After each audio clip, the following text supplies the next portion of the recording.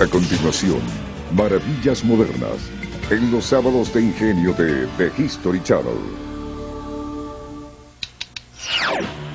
Nadie quiere un bloque de motor hecho a mano, o una turbina de jet hecha a mano. Queremos que sean hechos por máquinas con precisión. Las herramientas mecánicas construyeron nuestro mundo moderno. Nuestros estilos de vida no existirían sin ellas. Ahora veremos herramientas mecánicas en Maravillas Modernas.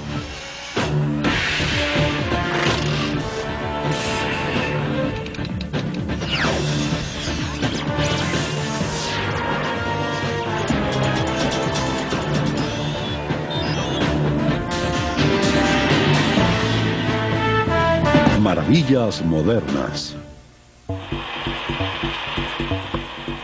Simplemente las herramientas mecánicas son máquinas de todas las formas y tamaños que se usan principalmente para crear partes metálicas. Tales partes metálicas podrían ser el molde de acero para un faro plástico para un automóvil. Podrían ser la base de aluminio para el cuerpo de un avión. O podrían ser partes para otra herramienta mecánica. Las herramientas mecánicas han dejado su legado cortado, sellado y plasmado en el metal de todo producto imaginable. Producen miles de partes que conforman varios artículos que utilizamos todos los días. Si no existieran las herramientas mecánicas, todo tendría que ser hecho, raspado, encajado a mano o limado hasta una forma específica para que encaje con otras partes. Todos esos inventos que se hicieron a finales del siglo XIX y principios del siglo XX no habrían sido logrados tan fácilmente de no haber existido las herramientas mecánicas. Las herramientas mecánicas son en el fondo herramientas. Si se piensa en una herramienta como un taladro de mano, la herramienta mecánica toma ese proceso de taladrar y lo mecaniza. Lo realiza de manera más precisa y más eficiente que cualquier humano. Las herramientas mecánicas de más uso en la actualidad son los llamados centros de máquinas. Realizan una variedad de operaciones que van desde taladrar hasta moler y perforar. Entra un pedazo de metal en bruto y sale una pieza acabada. Uno de los lugares donde se inició fue en Tornillos y Pistones Cincinnati, fundada en 1884 por George Mueller y Fred Halls. Hoy en día la compañía que fundaron es una de las principales fabricantes de herramientas mecánicas del mundo. Lo que hacemos aquí en Cincinnati es fabricar y ensamblar todas las herramientas mecánicas hechas en Estados Unidos.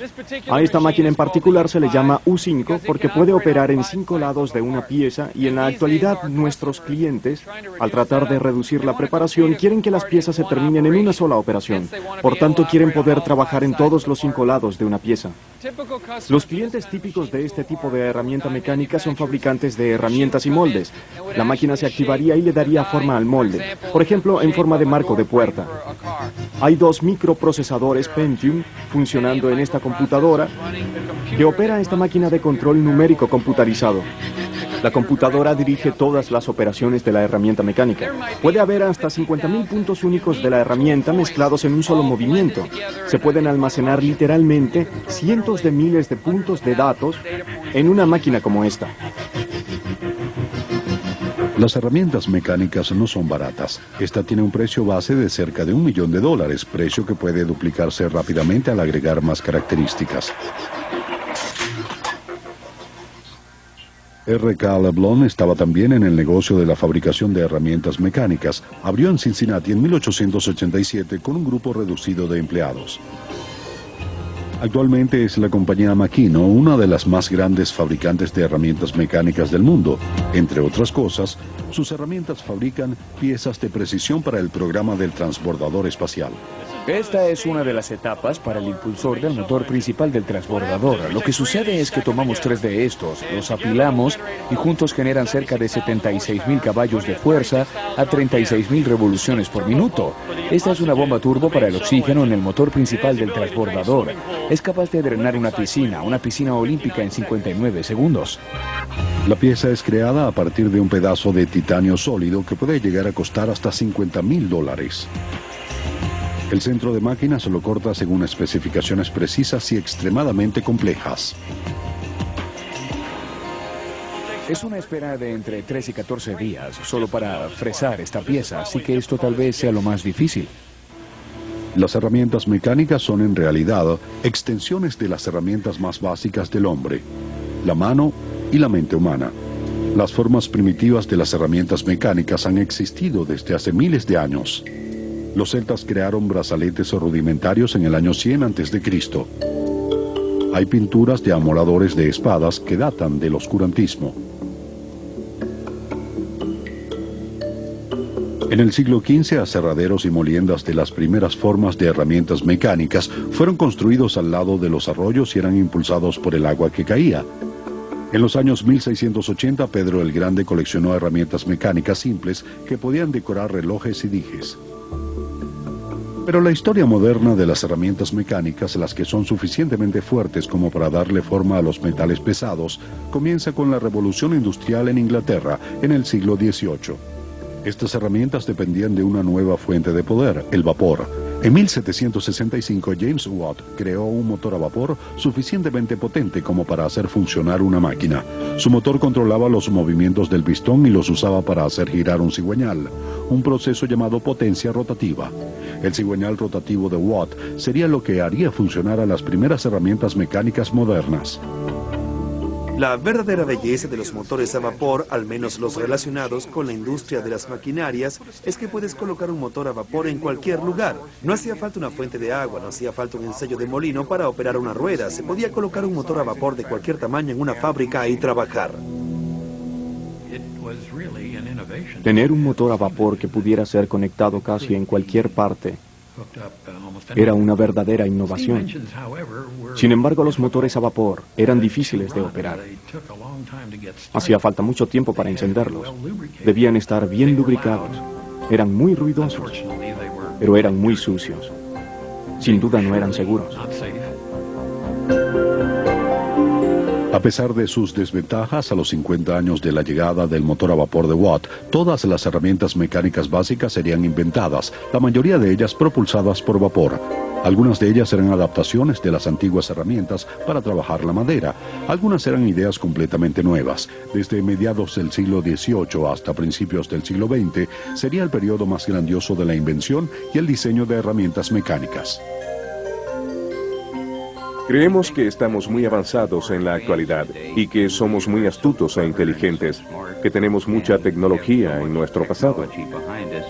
Sin embargo, las personas que diseñaron las primeras herramientas mecánicas eran individuos sumamente brillantes.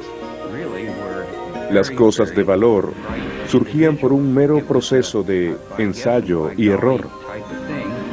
No tenían los diplomas universitarios que tanto se ven en la actualidad, pero tenían mucho ingenio y sabían usarlo.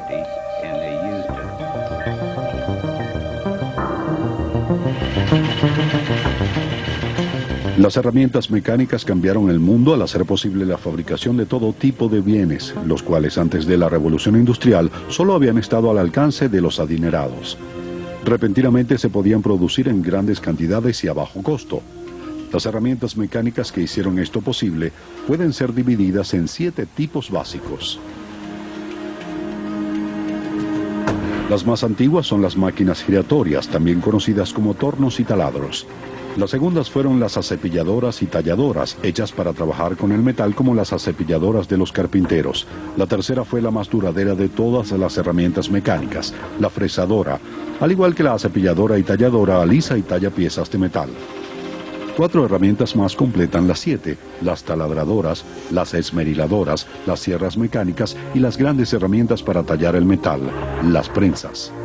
Todas fueron inventadas por hombres que trabajaban con poco más que su intuición y una fecha límite. Al regreso le daremos un vistazo a todas. Continuamos con Maravillas Modernas en los sábados de ingenio de The History Channel. Es difícil rastrear el origen de una herramienta mecánica en una línea recta clara. La gente inventó las herramientas mecánicas para su uso privado, para hacer un producto específico, nunca con la intención de venderlas. Además, los primeros maquinistas estaban concentrados en un solo sitio y se visitaban en sus talleres donde veían y tomaban ideas prestadas. Había poco respeto por las patentes y las leyes que protegían a las herramientas mecánicas. Eran difíciles de aplicar. Sin embargo, está claro que la primera herramienta mecánica moderna en ser inventada fue la taladradora. Su invento se le acredita a John Wilkinson, conocido en los años 1760 como el maestro herrero de Ray Stafford por su habilidad para trabajar con el hierro.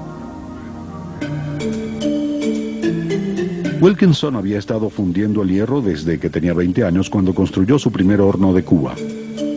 En 1775, al darse cuenta de que sería de ayuda en la fabricación de cañones, si podía hacer que el interior del cañón fuera liso, utilizó el motor a vapor de Watt para construir la primera máquina taladradora. Otras máquinas taladradoras le siguieron al poco tiempo, en su mayoría utilizadas para construir cañones. Con frecuencia el primer uso que se le daba a estas herramientas mecánicas era para la fabricación de armas. Sin embargo, la máquina de Wilkinson también fue utilizada para mejorar el motor a vapor con la perforación de pistones más grandes. Al igual que muchas herramientas mecánicas, mejoró la máquina que le había ayudado a cobrar vida. A la máquina taladradora de Wilkinson pronto le siguió un torno para cortar metal. El torno tal vez sea la máquina más versátil y de uso más extendido de todas las herramientas mecánicas, porque muchas cosas son, por naturaleza, cilíndricas. Su principal propósito es cortar el metal hasta un diámetro específico. Esto es importante si se va a hacer un eje, por ejemplo, para un vagón, para que la rueda del vagón encaje. Es importante en la fabricación de cualquier tipo de pieza automovilística, transmisiones, motores. Virtualmente todo es cilíndrico por naturaleza y se hace en un torno.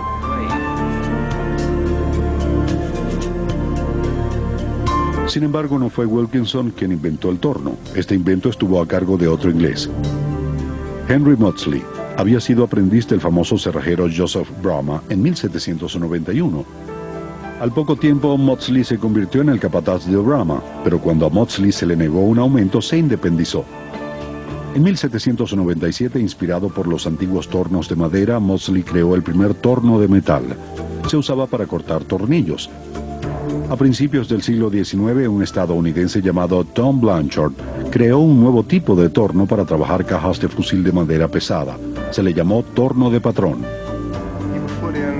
En esencia, colocaba una pieza con un patrón sobre la máquina. El torno seguía el patrón para crear otra caja de fusil idéntica en 20 o 25 minutos.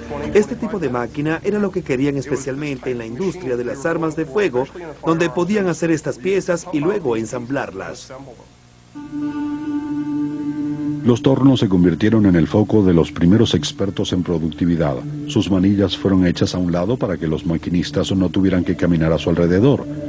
En 1845, Stephen Fitch de Middlefield, Connecticut, fabricó el primer torno de torreta, al cual se podían adherir varias herramientas y hacerlas rotar conforme progresaba el corte. En 1887, la compañía R.K. LeBlanc fue inaugurada en Cincinnati, Ohio, una ciudad que se haría famosa por la fabricación de herramientas mecánicas. LeBlanc se convertiría en el mayor fabricante de tornos del mundo. Este es un torno R.K. LeBlanc de 1903. Fue hecho aquí en Cincinnati. El torno es la forma más antigua de todas las herramientas mecánicas. La idea de darle vueltas a un objeto para darle forma circular o una forma circular más suave data de hace miles de años, incluso de la era de las primeras ruedas. Dos aspectos críticos de todos los tornos son la velocidad, la frecuencia con la que gira el disco y su avance. ¿Qué tan rápido se mueve la herramienta mientras corta? La velocidad del torno es controlada por el tamaño de la polea que se ajusta en el torno mismo. Mientras más pequeña sea la rueda de la polea del torno, más rápido será o más serán las revoluciones por minuto. Mientras más grande, más lento. Hay otro sistema de poleas que controla la velocidad de avance, la velocidad con que la rueda se mueve en una dirección o en la otra, en la pieza que se está trabajando. Aunque su combustible ha evolucionado del vapor al diésel y ahora a la electricidad, los tornos de hoy en día no son muy distintos a los de hace 100 años.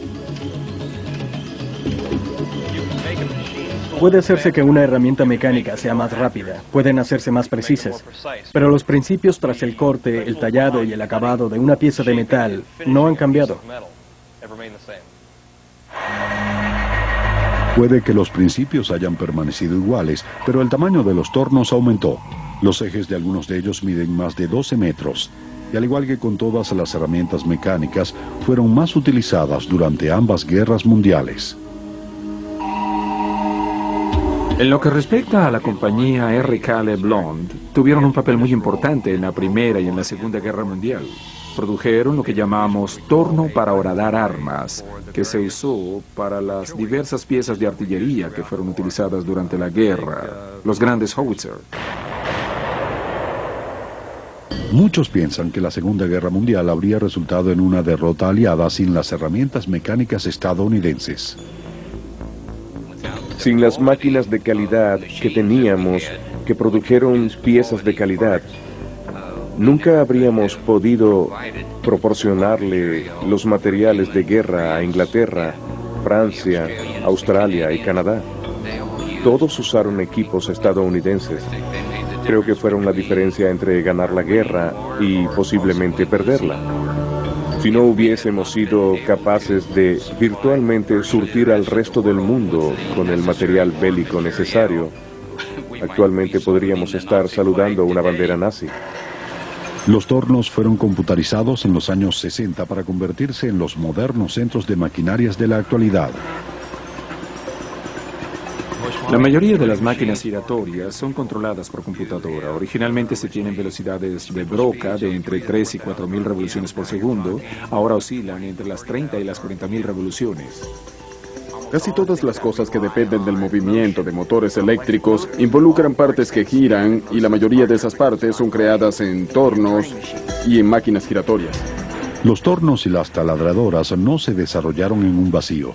Otras herramientas mecánicas muy distintas fueron desarrolladas al mismo tiempo. La segunda categoría, las acepilladoras y talladoras, en un tiempo fueron de las herramientas mecánicas más importantes. Las acepilladoras y talladoras pueden ser comparadas con el cepillo del carpintero, que se utiliza para suavizar y cortar superficies metálicas planas. Con las acepilladoras el trabajo se mueve debajo de la herramienta. Con las talladoras la herramienta se mueve debajo del trabajo. A James Fox, quien una vez fuera un despensero del campo y que se convirtiera en maquinista, se le acredita la creación de una de las primeras acepilladoras de metal en 1814. Una de las acepilladoras más antiguas se encuentra en el Museo de Precisión estadounidense en Windsor, Vermont, hogar de una de las más grandes colecciones de herramientas mecánicas del mundo. Ed Battison es su fundador. Las primeras herramientas mecánicas no tienen los nombres de sus fabricantes. Fueron hechas por las personas que las necesitaban y no por las que estuvieran haciendo un mercado en el cual venderlas. Esta es una aplanadora de hierro que es operada a mano. Fue hecha con una lima. Se le hizo una forma burda y luego se le dio el acabado que no se puede lograr con un torno. James Naismith era un inglés que trabajaba para Maudslay, el mismo Henry Maudslay que inventó el torno. Después de la muerte de Maudslay en 1831, Naismith se mudó a Edimburgo y abrió su propio taller.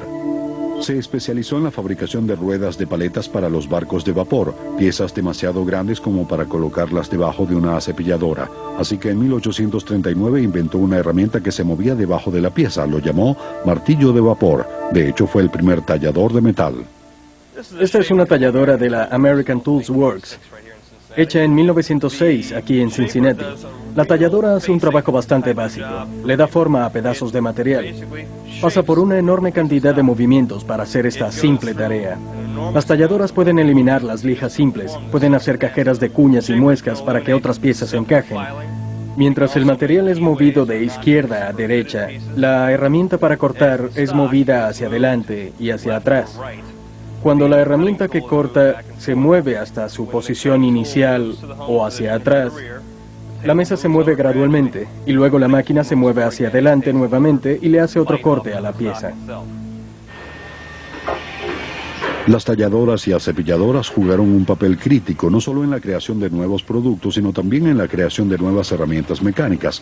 Una de tales herramientas fue la fresadora, la tercera categoría de herramientas mecánicas. A diferencia de las herramientas mecánicas anteriores, las fresadoras no tuvieron su comienzo en Inglaterra, sino en los recientemente independizados Estados Unidos. Después de la Revolución estadounidense, los británicos trataron de mantener su superioridad industrial con la prohibición de la exportación de herramientas mecánicas a los Estados Unidos. Después de la Guerra de la Revolución, gran parte de la tecnología fue prohibida en Estados Unidos, del mismo modo que tenemos embargos contra Cuba o como algunas personas quisieran que se implementaran embargos contra China en la actualidad. Si la situación política hubiese cambiado, entonces la tecnología habría entrado de manera distinta.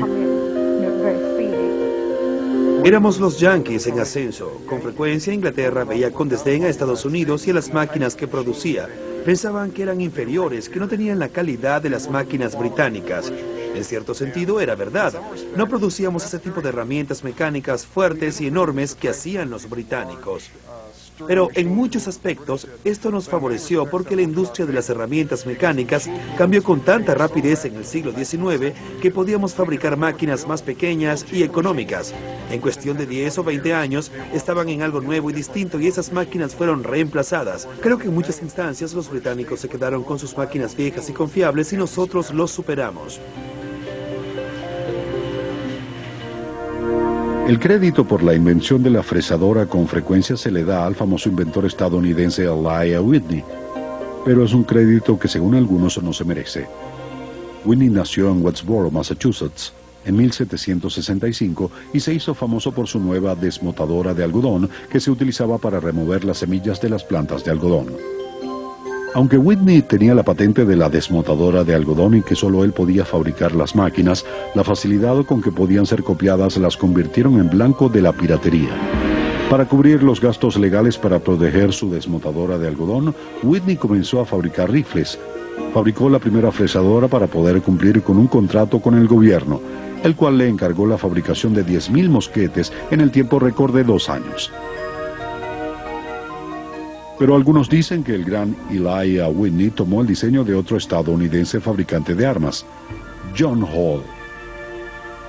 Los contratos del gobierno decían que cualquier máquina o herramienta que se utilizara en la fabricación de armas podía ser copiada por otras personas siempre que fueran utilizadas para hacer más armas.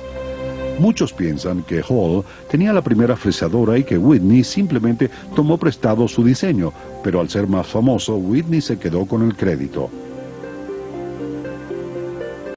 No creo que se preocuparan mucho por si alguien robaba o no una patente, simplemente porque las comunicaciones no son lo que son hoy en día. Creo que hubo mucho de adaptación de un fabricante al otro.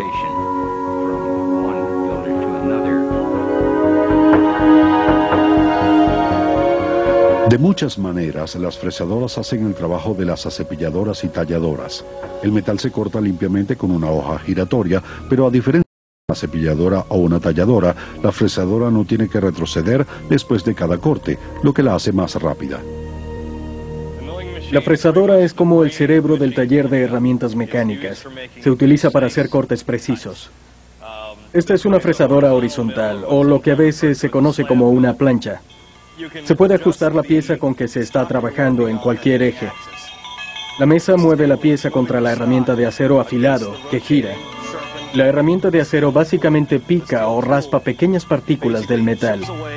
Toda plancha de metal que necesitaba ser fresada hasta una altura uniforme era trabajada en una fresadora horizontal como esta.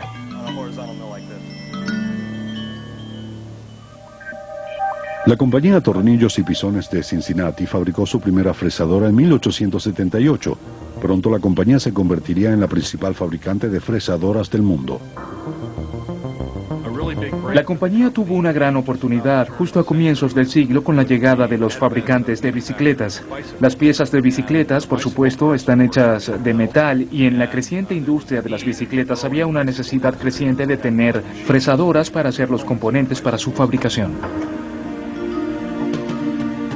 Las fresadoras también se convirtieron en parte clave de la reciente industria automotriz cuando Henry Ford las usó en su fábrica para ayudar a crear los primeros modelos T. Como las fresadoras eran más eficientes que las acepilladoras y las talladoras, para mediados del siglo XX las había reemplazado en la mayoría de los talleres. La Primera y la Segunda Guerra Mundial impulsaron a los fabricantes de fresadoras a hacer números sin precedentes de estas valiosas máquinas. La producción de aeroplanos, de jeeps, de transportes para personal, de tanques o incluso la producción de armas de fuego dependen de partes de metal producidas masivamente.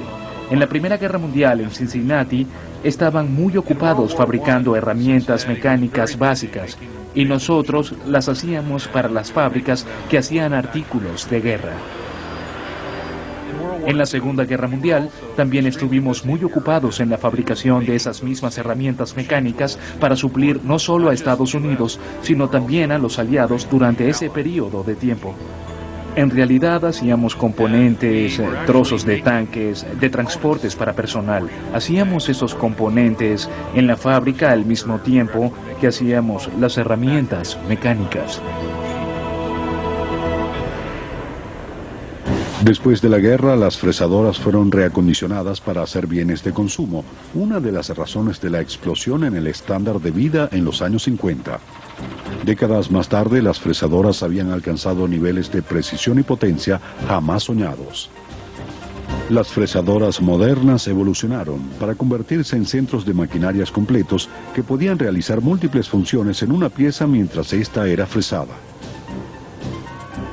La precisión con la que se pueden hacer piezas de metal que encajan de manera ajustada depende únicamente de la capacidad de precisión de las herramientas mecánicas que se utilicen para hacer esas piezas. Mientras más precisa sea la herramienta mecánica, se podrá controlar con más precisión la dimensión de las piezas, que al final van a encajar en un motor, en un avión o en cualquier otro lugar.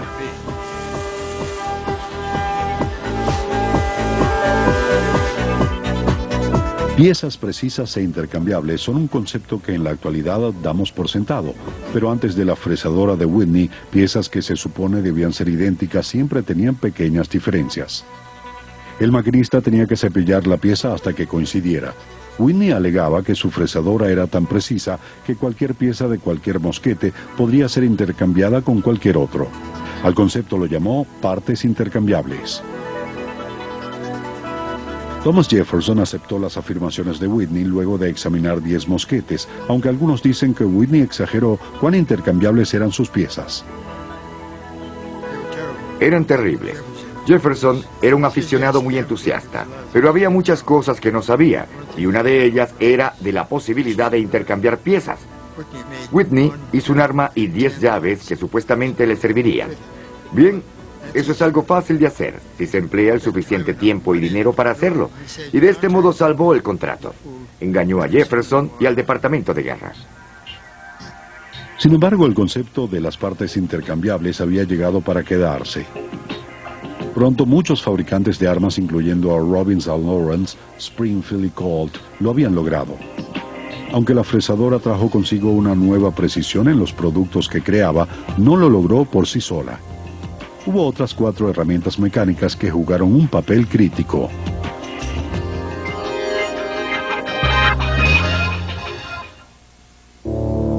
Taladrar es un arte muy antiguo. La manera más rudimentaria de taladrar es el arco, método que es familiar para la mayoría de los chicos exploradores. Una de las primeras mejoras en la perforación fue una mecha con una muesca retorcida, de manera que los restos salen del hoyo. El taladro fijo del herrero fue uno de los primeros taladros modernos. Este taladro, como cualquier otra herramienta, significa un gran ahorro de trabajo. En lugar de empujar un taladro que habría que empujar hacia abajo con el hombro para hacer un hoyo, que tal vez sería poco preciso, el taladro fijo va montado en un poste en el taller y la potencia se mantiene constante cuando se le hace girar con la manivela. Era un procedimiento simple, conectar el volante del taladro a una correa impulsada a vapor. Pronto los taladros mecánicos estaban en todas las ventas de maquinarias, se convirtieron en el tercer tipo de herramientas mecánicas. Para los taladros, los avances no vinieron tanto en la forma de mejoras en la máquina, sino en el metal del que estaba hecha la mecha. El acero hecho de hierro y carbón era fuerte, pero podía ser quebradizo. Luego de la invención del acero de crisol en 1751, con el cual se podían crear aleaciones de acero en un horno sellado, las mechas del taladro podían ser hechas más fuertes y podían abrir hoyos en metales más resistentes. Para principios del siglo XX, los taladros mecánicos eran utilizados para hacer máquinas de coser, bicicletas y relojes. Taladros que podían cortar 30 hoyos o más a la vez eran utilizados para trabajar bloques de motores. Hacer hoyos es una de las operaciones más comunes en la industria. Hacemos muchos hoyos. Los taladros vienen en todos los tamaños porque hacemos hoyos pequeños y también muy grandes. Hacer hoyos es tan común que es algo esencial para la fabricación en casi todas las industrias. Creo que los taladros más impresionantes son los que están diseñados para hacer hoyos a alta velocidad. Típicamente, este taladro le da más velocidad, a tal punto que casi no se ve la manera en que hace el hoyo. Es muy rápido. Ciertas piezas requieren de cientos y a veces miles de hoyos, así que mientras más rápido puedan hacerse, más eficiente tiene que ser la máquina taladradora. Los avances del siglo XIX habían dado como resultado mejores taladros y una nueva herramienta mecánica, la esmeriladora. Desde el siglo XVI, Leonardo da Vinci hacía dibujos de esmeriladoras primitivas. Durante cientos de años, el hombre ha utilizado formas diversas de la esmeriladora para afilar sus herramientas. En 1837, James Naismith, el mismo que inventó la talladora, patentó la primera esmeriladora. Charles Norton fue uno de los más famosos fabricantes de esmeriladoras. Cuando sus patrones Brown and Sharp no mostraron interés en el desarrollo de una gran esmeriladora de producción, Norton se independizó. En 1903 desarrolló la esmeriladora Norton. Podía esmerilar el cigüeñal de un automóvil en apenas 15 minutos, una tarea que antes tardaba 5 horas. Fue un gran éxito. Henry Ford ordenó 35 para su planta de modelos T. Las esmeriladoras trabajan mejor con metales extremadamente duros. Una vez que el acero es trabajado, con frecuencia se calienta y se enfría en un proceso que puede causar distorsiones. Las esmeriladoras son una de las pocas herramientas que pueden trabajar este acero tratado con calor. El esmerilado es generalmente un proceso que se aplica cuando la precisión extrema es necesaria porque puede ser altamente controlado y puede ser utilizado para alcanzar niveles de precisión que serían imposibles con otros tipos de herramientas mecánicas. En la actualidad, las esmeriladoras son utilizadas por la industria aeroespacial para tallar metales como el titanio, el Inconel y el Hastelloy. Metales extremadamente duros diseñados para resistir altas temperaturas. Estas esmeriladoras modernas son las más precisas de todas las herramientas mecánicas. Las mejores pueden esmerilar una pieza hasta la 10ª parte de una milésima de pulgada. El sexto tipo de herramienta es el más simple, la sierra mecánica. El primer aserradero propulsado con vapor fue construido en Londres en 1663. Fue construido no para cortar metal, sino madera. Los leñadores estaban enfurecidos porque pensaban que la sierra mecánica los reemplazaría.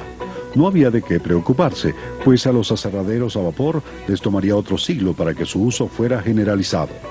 Para mediados del siglo XVIII, mientras las sierras se hacían más fuertes, las sierras mecánicas se instalaron en la mayoría de las fábricas para cortar el metal antes de trabajarlo. A principios del siglo XIX, la invención de una sierra con correa mecánica fue hecha posible gracias a la flexibilidad del acero. La hoja rotatoria de la sierra era lo suficientemente flexible como para enrollarse alrededor de las ruedas rotatorias, pero suficientemente fuerte como para mantenerse afilada. Las sierras mecánicas son con frecuencia las primeras herramientas mecánicas que se utilizan con el material bruto. Aunque tal vez no sean tan glamorosas como otros tipos de máquinas, siguen siendo una parte extremadamente importante en el proceso de fabricación porque esencialmente crean las piezas con que se trabajará en otras herramientas mecánicas para ser terminadas. La séptima y última categoría de máquina-herramienta, la prensa, no estaba diseñada para cortar o cepillar el metal. Fue hecha para darle forma por presión. Trabajo en metal dividido en dos tipos distintos. Uno, se tiene la producción de piezas mediante la remoción de metal en forma de virutas. Eso es lo que hacemos en el torno, en la fresadora, en la acepilladora. Pero más allá de eso, se tiene una manera de trabajar el metal que consiste en la formación del metal por presión. Así que se usa una prensa para darle forma contra un molde. Las prensas fueron de las últimas herramientas mecánicas en ser desarrolladas. Tienen arietes pesados en un volante que al ser activado hace presión sobre una base. Le dan forma al metal sobre un molde, un bloque de metal duro que le da una forma particular al metal. Cuando era joven, mi padre no me permitía dejar la puerta del auto abierta. Yo abría el auto y por alguna razón la dejaba guindando de las bisagras. La carrocería era de madera. No mantenía la forma, así que había que tirar la puerta. Pero hoy en día se puede dejar que un niño se guinde todo lo que quiera, es resistente. Y a medida que aumentó el volumen de autos, comenzaron a hacer las piezas en prensas en lugar de aserraderos. Nuevamente las herramientas mecánicas jugaron un papel vital en ambas guerras mundiales, cuando las máquinas perforadoras dieron forma a piezas para tanques, jeeps, contenedores de municiones y otra gran cantidad de productos de guerra. En la actualidad, conforme las máquinas perforadoras se han vuelto más complejas y precisas, son utilizadas para convertir al metal en cualquier forma imaginable y para cualquier uso imaginable. Al regreso, las herramientas mecánicas ultramodernas. Aunque las herramientas mecánicas permanecen como el legado de la revolución industrial, desde los años 60 han llegado a un nuevo nivel de sofisticación que rivaliza con su diseño inicial. Los cambios más dramáticos tienen que ver con la manera en que son controladas. Las primeras herramientas mecánicas utilizaban volantes para controlar la posición de la herramienta y la velocidad con la que cortaba. Comenzando a principios de los años 50, esos volantes se pusieron bajo el control de cintas de papel y de tarjetas perforadas, usadas para generar una rutina numérica precisa. La rutina podía ser repetida con facilidad. Al proceso se le llamó control numérico. El control numérico fue inventado en 1947, cuando John Parsons colocó una fresadora bajo el control de una perforadora de tarjetas IBM. Esto dio paso a todo un nuevo mundo de herramientas mecánicas. El mayor cambio en las herramientas mecánicas tuvo lugar con la introducción del control numérico. Esto básicamente hizo posible la automatización de toda la operación de las máquinas. En lugar de depender del operador para que hiciera girar los volantes, el movimiento de las máquinas básicamente es dirigido por los números que se leen en una cinta y que luego son traducidos en los movimientos respectivos que duplicarán la forma que el diseñador tenía en mente.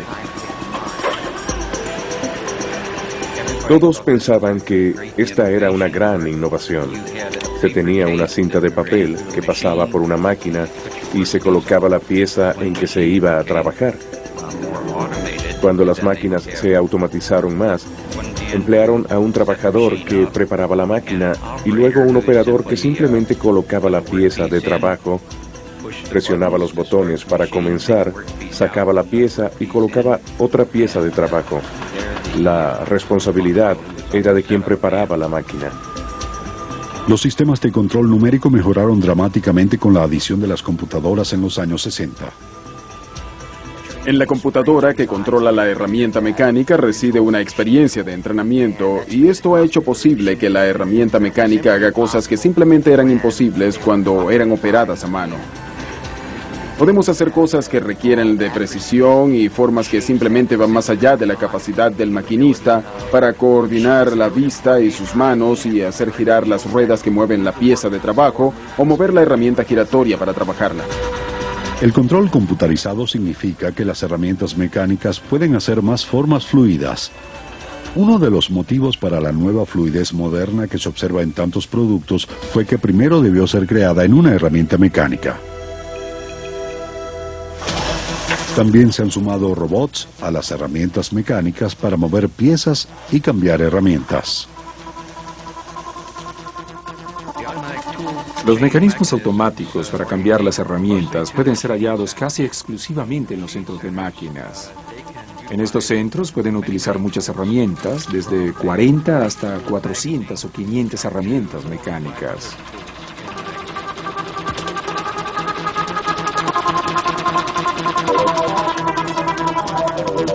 Por definición, el filo de una máquina de herramienta debe ser más fuerte que lo que está cortando. Conforme los metales se han hecho más fuertes, las herramientas mecánicas han tenido que adoptar técnicas de corte ultramodernas.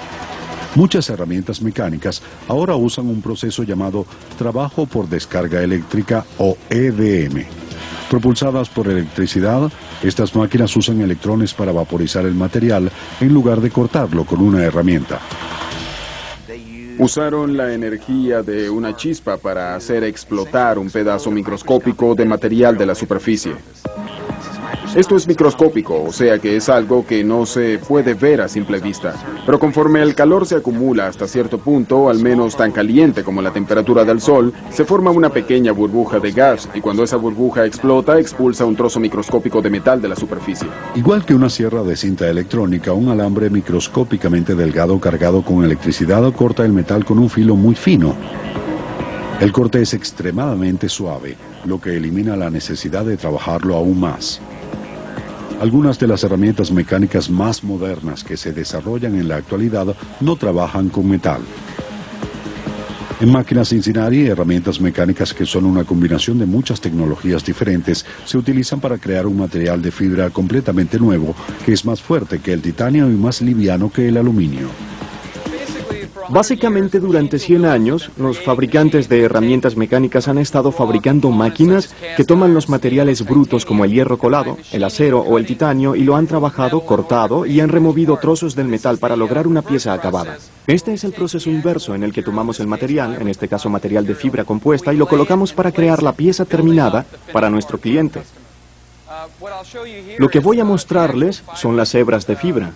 Los hilos de fibra que atraviesan estos 32 brazos. Las múltiples hebras permiten que la fibra sea moldeada en formas fluidas y suaves. La fibra es fundida para ser cortada en tamaños precisos. Se dejan hoyos para ventanas y otros componentes. El nuevo material es perfecto para construir nuevas aeronaves livianas.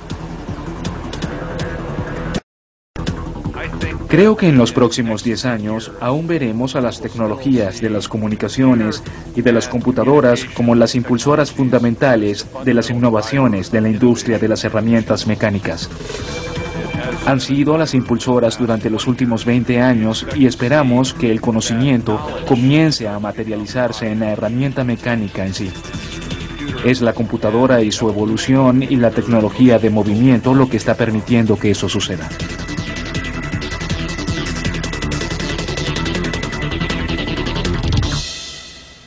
Desde sus primeros días en los pequeños talleres en Londres, hasta los modernos centros de maquinarias controlados por computadora de la actualidad, las herramientas mecánicas han estado en el centro de la evolución industrial del hombre. Existen pocas dudas de que las herramientas mecánicas continuarán dándole forma al futuro, tal y como le dieron forma a nuestro pasado.